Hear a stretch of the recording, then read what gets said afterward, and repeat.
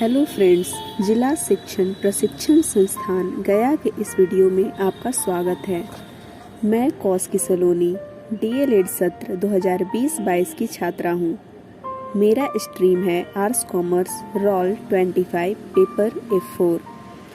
सबसे पहले मैं अपने संस्थान की प्रभारी प्राचार्य श्रीमती प्रिया भारती और हमारे F4 पेपर के व्याख्याता चंद्रशेखर सर का धन्यवाद करना चाहूँगी, जिन्होंने मुझे ये अवसर प्रदान किया है। अब मैं अपने विषय की तरफ अग्रसर होती हूँ। मेरा आज का विषय यूनिट 5 से है, BRC यानी ब्लॉक रिसोर्स सेंटर, जिसे हिंदी में खंड संसाधन केंद्र कहते हैं। सबसे पहले हम बात करेंगे BRC क्या है।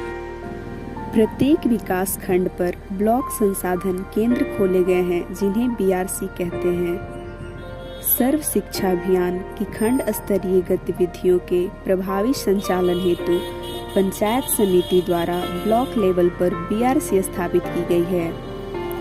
विकास खंड स्तर पर ब्लॉक संसाधन केंद्र बेसिक शिक्षकों के लिए प्रशिक्षण तथा कार्यशाला का आयोजन करके शैक्षिक सहायता उपलब्ध कराता है। एक खंड संसाधन केंद्र में 100 गांवों का एक समूह होता है। एक खंड संसाधन केंद्र के क्रियाकलाप का समन्वयन ब्लॉक शिक्षाधिकारी करता है, जिसे तकनीकी सहायता दूसरे व्यक्ति जैसे डाटा एंट्री ऑपरेटर, कनिष्ठ, अभियंता, खंड समन्वयक, संसाधन अध्यापक आदि प्रदान करते हैं। अब हम BRC के उद्देश्यों के बारे में चर्चा करेंगे।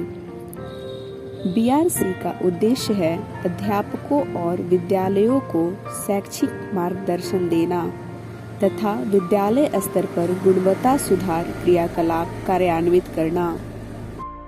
आइए अब हम यह जानते हैं कि BRC की शिक्षण प्रक्रिया में क्या भूमिका है।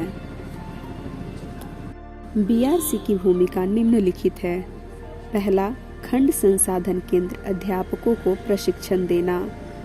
यह अध्यापक अधिगम सामग्री का निर्माण करता है, समुदाय को गतिशील बनाता है, क्रियात्मक शोध में सम्मिलित होता है और अध्यापकों व विद्यार्थियों में विभिन्न क्रियाकलाप तथा प्रतियोगिताएं आयोजित करता है।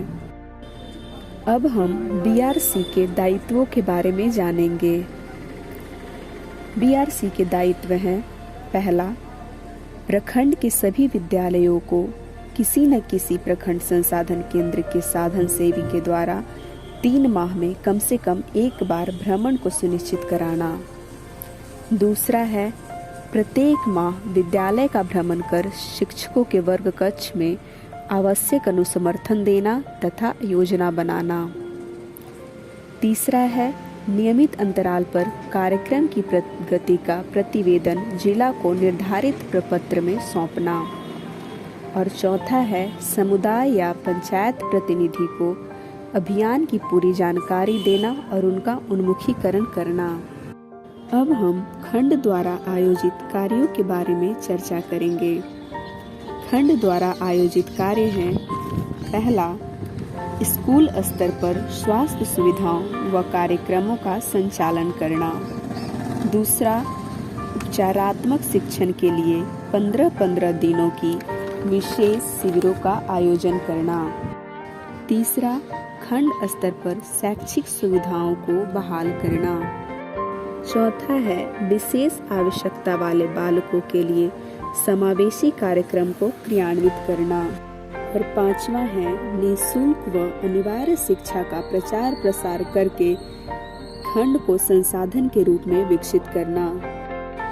तो आज हमने BRC यानी खंड संसाधन केंद्र के बारे में बात की। उम्मीद करती हूँ मेरी यह वीडियो आप सबको पसंद आई होगी। धन्यवाद।